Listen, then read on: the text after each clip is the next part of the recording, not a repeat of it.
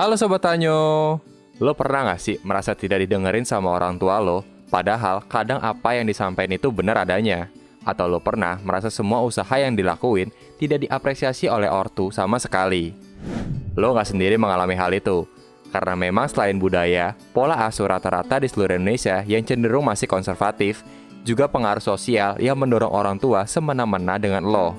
Orang tua kadang memang bisa menjadi toksik bagi diri lo dan anggota keluarga yang lain. Karena orang tua seringkali berekspektasi tinggi tentang hidup ideal yang mereka damba-dambakan.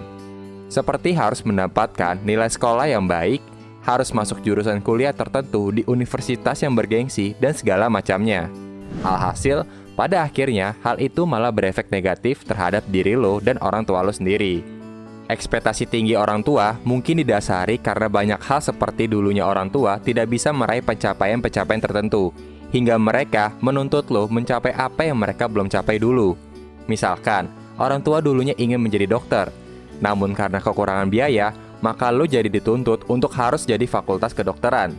Meskipun saat ini orang tua lo mampu membiayainya. Padahal mungkin saja lo nggak minat dan tidak suka belajar kedokteran. Alhasil, lo harus memaksakan untuk bekerja keras untuk bisa lolos jurusan kedokteran yang pada akhirnya membuat lo depresi.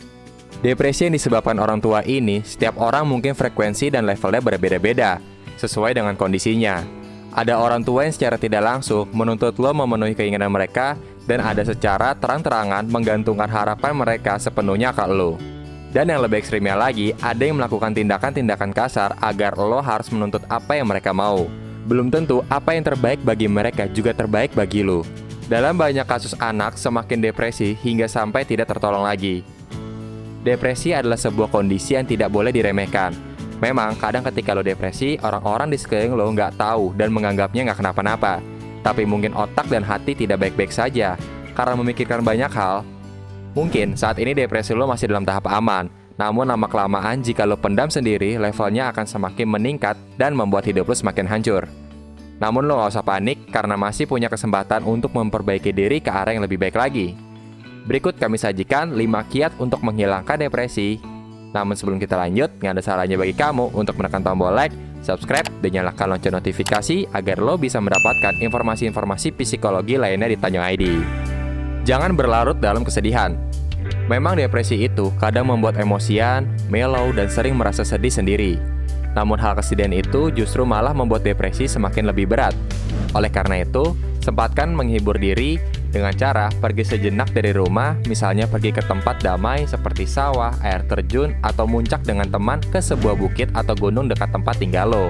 Hal ini mampu membuat otak fresh lagi. Kalau perlu, matikan HP atau gadget dan pergilah ke tempat-tempat yang membuat diri lo tenang.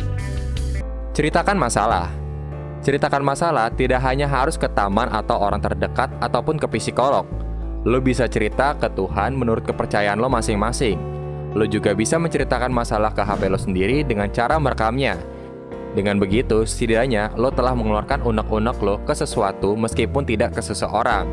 Namun kalau lo udah siap untuk cerita ke orang lain, segerakan cerita ke orang lain, misalnya sahabat lo, guru, ataupun orang terdekat di luar keluarga. Meskipun kadang-kadang orang yang lo curhatin tidak merespon atau memberikan bantuan apapun, karena yang lo butuhkan itulah mengeluarkan beban pikiran yang ada di dalam otak lo itu. Fokuslah pada apa yang lo mau. Sembari lo mungkin menuruti kata orang tua, lo juga harus mulai untuk memikirkan keinginan diri secara diam-diam. Misalkan, jika orang tua lo menuntut kuliah di jurusan A, sedangkan lo maunya di jurusan B, maka lo bisa wujudkan itu diam-diam. Meskipun pada akhirnya tidak kuliah di jurusan yang lo mau, tapi setidaknya lo ada punya keahlian di bidang yang lo tuju tersebut. Misalnya, lo pengen banget nih ambil IT, sedangkan ortu lo ngebet banget lo masuk jurusan kedokteran.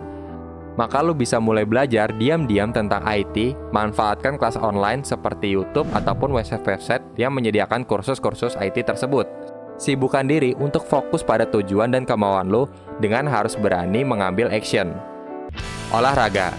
Olahraga akan memicu produksi hormon endorfin yang mana akan membuat pikiran menjadi lebih positif.